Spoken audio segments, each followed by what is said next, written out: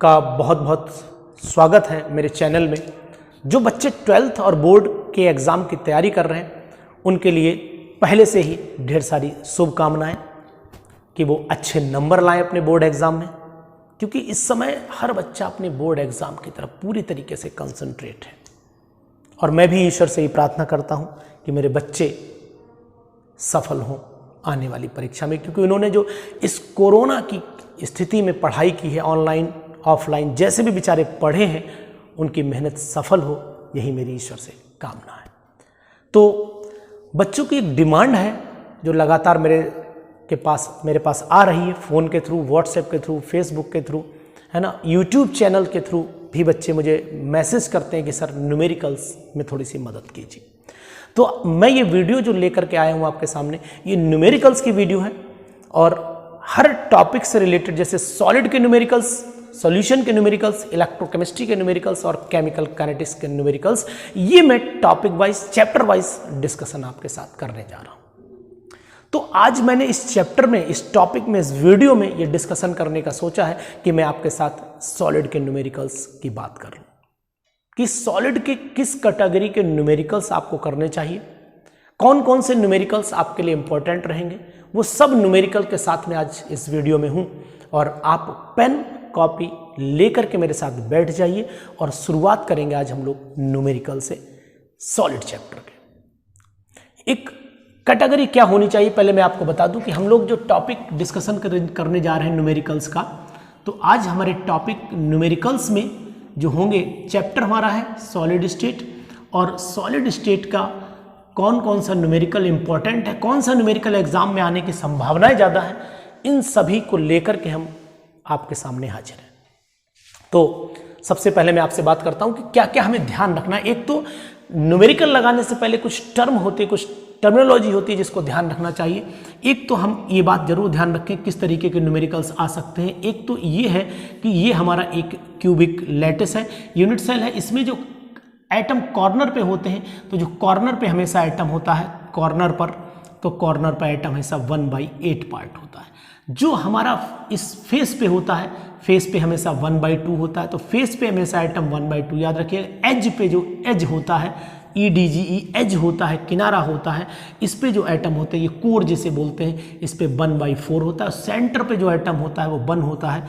ये बात अगर आपको याद रहेगी तो कुछ न्यूमेरिकल्स इससे जो रिलेटेड होंगे उनमें आपको मदद मिल जाएगी। अब हम लोग इसी पे अगर न्यूमेरिकल की बात का एक डिस्कशन कर लेते हैं। पहले तो कॉर्नर पे 1/8 याद रखिएगा। और एक चीज और भी ध्यान रखें, दो numericals, tetrahedral void is equal to 2 into number of atoms होते हैं और octahedral void is equal to number of atoms होते हैं। इन दोनों के न्यूमेरिकल्स आपके साथ में डिस्कशन कर रहा हूँ, बुक मेरे सामने है और इस बुक की मदद से या अपने तरफ से भी जो क्वेश्चन मैं बता पाऊंगा आपको बताऊंगा। उसके बाद जो एक फार्मूला है लिख लीजिए, चाहे तो आप डेंसिटी पे बेस्ड न्यूमेरिकल भी, rho is equal to Z into M upon a cube into N A. यहां पर ए क्यूब एज लेंथ हो जाती है, एन ए जो है ये एवोगैड्रो नंबर हो जाता है, और यहां पर जेड नंबर ऑफ एटम्स हो जाते हैं। ये सिंपल में 1 होगा, बॉडी सेंटर्ड में, ये बॉडी सेंटर्ड में जो आएगा 2 आ जाएगा, फेस सेंटर्ड में वैल्यू 4 आ जाएगी। ये मोलर मास हो जाता है, रो यहाँ पर डेंसिटी हो जाती है। ये वैल्यू जो है अगर पिकोमीटर में दे रखी है तो उसको सेंटीमीटर में कन्वर्ट कर लीजिएगा। कन्वर्ट करने का सबसे अच्छा तरीका ही है, आपको पता ही है कि अगर हमारे पास लिखा हुआ है, ये वैल्यू किसी में भी दे रखी हो, आप चाहे नैनोमीटर में हो, चाहे एंगस्ट्रॉम में दे रखी हो, चाहे जिसमें भी वैल्यू दे रखी हो, इसे आप सेंटीमीटर में ही कन्वर्ट कर लीजिएगा। और सेंटीमीटर में ही दे रखी हो तो इसको कन्वर्ट करने की कोई ज़रूरत नहीं है। तो अब आप जानते हैं कि 1 picometer is equal to 10⁻12 meter होता है और 10⁻10 सेंटीमीटर होता है। अगर एफएम में, फेम्टोमीटर में दे रखी है तो 10⁻15 मीटर हो जाएगा, और नैनोमीटर में दे रखी 10⁻9 मीटर हो जाएगा। तो इस पे बेस न्यूमेरिकल्स भी हमें, डेंसिटी बेस न्यूमेरिकल्स भी लगा लेने हैं। बाकी आपको एज लेंथ का जो फार्मूला है, जो रेडियस और एज लेंथ के बीच में, एक्सियल डिस्टेंस के बीच में जो रिलेशन होता है, वो भी आपको पता रहना चाहिए कि सिंपल में कितना होता है। सिंपल में रेडियस जब निकालते हैं तो रेडियस इज इक्वल टू क्या हो जाता है, a/2 हो जाता है ना। इसी तरीके से बॉडी सेंटर्ड का याद रखिएगा, फेस सेंटर्ड का याद रखिएगा, बड़ा सिंपल फार्मूले हैं, है ना। 2√2 और इंटू आर हो जाता है, ये फार्मूला हो जाता है 2√2 इंटू आर, ये A is equal to face centred के लिए काम करता है। ऐसे बॉडी सेंटर्ड के लिए निकालें तो R इज इक्वल टू क्या हो जाता है, A√3/4 हो जाता है। इस तरीके से फार्मूले हैं, इनको याद रखिए। तो अभी एक एक करके हम लोग न्यूमेरिकल डिस्कशन कर लेते हैं। तो पहला न्यूमेरिकल ले लेते हैं कि एक एटम है, एक कोई भी क्रिस्टल लैटिस है, उस क्रिस्टल लैटिस के एटम A जो है वो कॉर्नर पर है। तो एक क्वेश्चन डिस्कशन करने जा रहे हैं। A solid has a cubic structure, ध्यान से सुनिएगा मेरे क्वेश्चन को। A solid has a cubic structure in which X atoms are located at the corner of the cube. X atom जो है वो कॉर्नर पर है, Y atoms are present at the cube centre, यानी Y एटम सेंटर के cube पर है, और O atoms are present at the edge centre, वो एज के सेंटर पर है। एज तो आप समझते हैं ना, एज के सेंटर पर है। तो फार्मूला क्या होगा कंपाउंड का? तो सिंपल सा हमारे पास क्वेश्चन आ चुका है कि एक सॉलिड है, उसके अंदर X एटम कॉर्नर पर है ना, और जो Y एटम्स हैं वो सेंटर पे हैं, है ना, क्यूब के सेंटर पर। O एटम्स जो है वो कहाँ पर, एज पे है। तो सबसे पहले हम यहाँ लिख देते हैं नंबर ऑफ X एटम्स जो है वो X एटम्स कितने हैं कॉर्नर पर, 1/8 इंटू 8 इज इक्वल टू 1 हो गया। नंबर ऑफ Y एटम्स जो है, Y एटम कहाँ पर है बेटा, वो सेंटर पे है, यानी कि यहाँ पर भी हैं, तो यानी वो 1 ही हो जाएगा। और नंबर ऑफ O एटम्स जो है वो O एटम्स कहाँ पर होंगे, वो एज पे बता रहा है। देखिए number of O atoms are present at the edge centre. तो एज पे कितना होता है, 1/4 होता है। और एज होती कितनी है आपको बता देते हैं, 1 2 3 4। अब 1 2 3 4 तो 8 हो गई, 1 2 3 4, फिर यानी कि टोटल मिलाइए तो 4 ये हो गई आपकी, है ना, 1 2 3 4, 1 2 3 4 तो 8 और 4 12 एज हो जाएंगी। तो यानी कि 12 हो जाएगा, तो ये 4 3 12 यानी कि 3 आ जाएगा। तो फार्मूला क्या आना चाहिए, फार्मूला मेरे हिसाब से जो आना चाहिए वो ये आना चाहिए कि X में 1 हो गया, Y में 1 हो गया और O में 3 हो गया, तो यानी XYO3 हिसाब से आ जाना चाहिए। तो आंसर क्या है, मिला लेते हैं, आंसर बिल्कुल सही है, XYO3 आ रहा है। तो ये इस तरीके का एक न्यूमेरिकल हो जाता है। तो एक न्यूमेरिकल ये हुआ। दूसरा न्यूमेरिकल हम लोग डिस्कशन कर लेते हैं, इसको आप चाहे तो नोट भी कर लीजिए, वीडियो को रोक करके नोट कर लीजिएगा। ये एक तरीका एक न्यूमेरिकल का। दूसरा न्यूमेरिकल क्या हो सकता है, एज की बात ना करें, हम लोग बात कर लें कि in a crystal lattice A atoms are present at the corner of the cube. A atoms कहाँ पर है, कॉर्नर ऑफ द क्यूब पर है। B atoms are present at the face centres, यानी कि सेंटर, फेस के सेंटर पर होते हैं। फेस पे कितना होता है, आधा होता है face centres. While C atoms are present at the body centre, वो बॉडी सेंटर पर है। तो A एटम्स जो निकल करके आएंगे, A atoms is equal to आ जाएगा 1/8 इंटू 8 इज इक्वल टू 1 आ जाएगा। B एटम्स कहाँ पर, फेसेस पे हैं, तो फेसेस पे हमेशा 1/2 इंटू 6 हो जाएगा, यानी फेसेस 6 रहती हैं, ध्यान से चेक भी कर लीजिए, 3 हो जाएगा। और C एटम्स बॉडी के सेंटर पर है, 1 होता है, तो इसका मतलब A1B3C हो जाएगा। तो इसे AB3C भी लिखा जा सकता है। तो ये फार्मूला तैयार हो जाता है। इस कैटेगरी के क्वेश्चन बच्चों लगा लीजिएगा, एग्जाम में आने की संभावनाएं बनी रहेंगी। इसी तरीके से अब हम दूसरी कैटेगरी ले लेते हैं जिसको हम वॉइड के नाम से जानते हैं। तो वॉइड में ये इस तरीके से फार्मूला मैंने यहाँ लिख रखा है कि वॉइड की न्यूमेरिकल्स किस में बनेंगे, tetrahedral void is equal to 2 into number of atoms और octahedral void is equal to number of atoms. मैं एक एग्जाम्पल भी लेके आपको समझाता हूँ, उसको आप समझ लीजिए, अच्छे से जान लीजिए क्या है। In a crystal lattice A atoms form HCP lattice, A atoms form HCP lattice या हेक्सागोनल क्लोज पैक्ड स्ट्रक्चर बना रहे हैं। While B atoms occupy 1/3 of tetrahedral void. What is the formula, यानी A एटम्स जो है वो HCP बना रहे हैं, लैटिस बना रहे हैं, और B atoms 1/3 of tetrahedral void occupy कर रहे हैं। तो इसका मतलब हुआ कि जो HCP बनाए या CCP बनाए, जो भी आपको बोला जाए उसको X सपोज कर लीजिए, तो number of A atoms is equal to आ जाएगा, number of A atoms is equal to X। अब जब A एटम्स X है तो टेट्राहेड्रल वॉइड कितने हो जाएंगे, टेट्राहेड्रल वॉइड हो जाएंगे आपके 2X, दोगुने होते हैं टेट्राहेड्रल वॉइड, वो यहाँ पर 2X लिख दीजिएगा। इसी तरीके से अब कह रहा है कि B atoms occupy 1/3 of tetrahedral void, तो B atoms, number of B atoms हो जाएंगे, B atoms is equal to हो जाएगा आपका, यानी कि 1/3 ऑफ टेट्राहेड्रल वाइट, तो ये आपका 2/3x हो जाएगा। तो फार्मूला जो निकल करके आएगा बहुत सिंपल है, फार्मूला इज इक्वल टू, यानी a की वैल्यू x आ गई और b की वैल्यू जो आई बेटा वो 2x/3 आई, x से x काट दिए, 3 से मल्टीप्लाई कर दीजिए, A3B2 फार्मूला तैयार हो जाएगा। इस तरीके के क्वेश्चंस भी आ जाते हैं। ऐसे में एक क्वेश्चन आपको और बोले दे रहा हूँ, करिएगा। A crystal forms in a crystal p atoms form CCP lattice. P atoms form CCP lattice, while Q atoms occupy 1/3 of octahedral wide.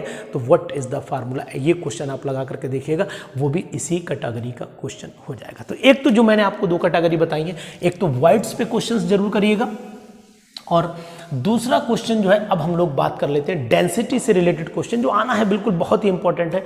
ये सामने मेरे एनसीईआरटी बुक है और एनसीईआरटी बुक का ही क्वेश्चन है, मैं आपको बोले दे रहा हूँ, आप समझ भी जाएंगे। Silver crystallises in a FCC lattice, silver crystallises in a FCC lattice if edge length of the cell is 4.077 into 10⁻⁸ centimetre और डेंसिटी दे रखी है 10.5 gram centimetre per cube. Calculate the atomic mass of silver. ये 1.11 exercise का question है, आप जानते हो, एनसीईआरटी खोल लीजिए तो आपको ये क्वेश्चन दिख जाएगा। तो इसमें निकालना क्या है कि what is the atomic mass of silver. तो हम लोग डेंसिटी सबसे पहले तो गिवन नोट कर लें कि यहाँ पर डेंसिटी जो दे रखी है 10.5 दे रखी है। देखिए डेंसिटी कितनी, 10.5 ग्राम पर सेंटीमीटर, जरूर लिखा करिएगा, ग्राम पर सेंटीमीटर क्यूब दे रखी है। ये अब कौन सा लेटेस्ट बना रहा है, ये भी इसने बताया, एफसीसी लेटेस्ट बना रहा है। तो जेड की वैल्यू आपको सोचना नहीं है, एफसीसी के लिए 4 होती ही है, कोई दिक्कत नहीं है। अब इसकी जो एज लेंथ है 4.077, यानी कि ए की वैल्यू है 4.077 इंटू 10⁻⁸ सेंटीमीटर दे रखी है। एवोगैड्रो नंबर आपको पता ही है कि 6.022 इंटू 10⁻23 होता है। तो फार्मूला आप जानते हैं, एम निकालना है, M is equal to question mark, तो rho is equal to Z into M upon a cube into N A हो जाता है। तो m इज इक्वल टू हो जाएगा rho into a cube into N A upon Z हो जाता है। रो की वैल्यू रख दीजिए 10.5 इंटू ए की वैल्यू है 4.077 इंटू 10⁻⁸ का होल क्यूब कर दीजिए, और एन ए की वैल्यू एवोगैड्रो नंबर पता ही है आपको 10⁻23 हो गया, और यहाँ पर रख दिए जेड यानी 4, इसको 4 से डिवाइड कर दीजिए। आंसर जो आएगा वो कैलकुलेशन आपको करनी है, क्योंकि मेरे पास कैलकुलेशन अगर मैं करने बैठूंगा तो मैं तो कैलकुलेटर से साफ कैलकुलेट कर दूंगा तो आसानी से आ जाएगा। वैसे मैं आपको बता दूं कि अगर आप थोड़े से विद्वान इंसान है तो सिल्वर का एटॉमिक मास 108 होता है, तो इसका मतलब आंसर 108 से थोड़ा सा कम आना चाहिए। एक्यूरेसी 100% नहीं होती तो लगभग 107 के लमसम आंसर इसका जाना चाहिए। तो 106.9 आएगा तब भी सही रहेगा, 107.8 आएगा तब भी सही रहेगा। इन्हीं के बीच में फिगर वेरी करनी चाहिए, कैलकुलेशन कर लीजिएगा, आंसर लगभग इन दोनों में से कोई ना कोई एक आ जाएगा, ग्राम पर मोल में आएगा आंसर। तो ध्यान रखिएगा कि हमने आपको मैथडोलॉजी के थ्रू लेके चल रहे हैं। कैलकुलेशन करना आपका काम है, तरीका बताना मेरा काम है, रास्ता दिखाना मेरा काम है, चलना आपका काम है। तो एक पहला न्यूमेरिकल हो जाता है। अब हम लोग दूसरा न्यूमेरिकल डिस्कशन कर लेते हैं, बहुत ही इंपॉर्टेंट है। एक है कि कॉपर क्रिस्टलाइज इन एफसीसी लैटिस, यानी कॉपर एफसीसी लैटिस में क्रिस्टलाइज हो रहा है, तो यहाँ पर जेड की वैल्यू तो 4 ही हो जाएगी, और इसकी जो एज लेंथ है वो 3.6 इंटू 10⁻⁸ है, यानी कि यहाँ पर 3.6 इंटू 10⁻⁸ एवोगैड्रो नंबर यही रहेगा। और ये कह रहा है show that the calculated densities in measurement with the value of 8.92 ग्राम 8.92 ग्राम पर centimetre cube. Molar mass copper का होता है 63.5 होता है। आप चाहे देख लीजिएगा, चाहे न्यूमेरिकल्स में गिवन भी रहता है अक्सर। तो आपको फिलहाल मैं बता दूं 63.5 मोलर मास। अब बच्चों आपको लग रहा होगा कि सर इसमें निकालना क्या है, सब तो गिवन है। तो आप क्वेश्चन को देखिए, ये भी एनसीईआरटी का ही क्वेश्चन है, और क्वेश्चन नंबर एनसीईआरटी का बेटा है ये 1.15। एनसीईआरटी का 1.15 क्वेश्चन ये कह रहा है कि आप क्या एग्री हैं कि जो डेंसिटी आ रही यही आ रही। तो मेरा मतलब है कि आपको डेंसिटी निकालनी है, और ये आंसर ऑलरेडी गिवन है, यानी कि 8.92 ही आंसर आना चाहिए। तो हमें डेंसिटी निकाल लेनी चाहिए, और कह रहा है कि क्या आप एग्री हैं कि जो डेंसिटी गिवन है वो सही है या गलत है। तो फार्मूले में वैल्यू रख दीजिए, और वैल्यू रखने यानी वैल्यू क्या रख दें, यहाँ पर 4 इंटू 63.5 रख दें, और ए क्यूब की वैल्यू 3.6 इंटू 10⁻⁸ सेंटीमीटर में है, क्यूब कर दीजिएगा। और यहाँ पर आ जाएगा आपका एवोगैड्रो नंबर आ जाएगा, यानी कि 6.022 इंटू 10⁻23। इसको कैलकुलेट कर लीजिएगा, 8.9 समथिंग ये आ जाएगा। और आप इसके लिए इसका मतलब डेंसिटी जब ग्राम पर सेंटीमीटर क्यूब में यही वैल्यू आएगी तो मीनिंग हो जाएगा कि we are in agreement with the given value of density. तो इस तरीके से मैंने आपको तरीके बता दिए हैं। ये चैप्टर सॉलिड का न्यूमेरिकल है। सॉलिड का न्यूमेरिकल बहुत ही इंपॉर्टेंट है। एक न्यूमेरिकल आप और जरूर लगा लीजिएगा। कौन कौन से न्यूमेरिकल इंपॉर्टेंट है, जैसे एक है गोल्ड एटॉमिक रेडियस 0.144 नैनोमीटर, ये 1.21 नंबर है न्यूमेरिकल का सॉलिड चैप्टर का। Gold atomic number 0.144 nanometre crystallises in a face centred unit cell, what is the length of side of the unit cell. A की value उसने पूछ दी है, तो ए की वैल्यू अगर आपको पता है, यानी कि अगर फेस सेंटर्ड का फार्मूला पता है तो फेस सेंटर्ड के फार्मूले को लगा दीजिए। ए इज इक्वल टू 2√2r होता है, मैंने बताया ही थे आपको। तो यहाँ पर ये कौन सा न्यूमेरिकल नंबर है बच्चा, ये न्यूमेरिकल है 1.21, यानी कि a इज इक्वल टू होता है 2√2r, यानी r दिया है 0.144 नैनोमीटर, तो नैनोमीटर में निकाल दीजिए। 2 इंटू √2 की वैल्यू 1.4, √2 की वैल्यू जो होती है 1.414 होती है, तो 1.414 इंटू r दिया है 0.14144 दिया हुआ है।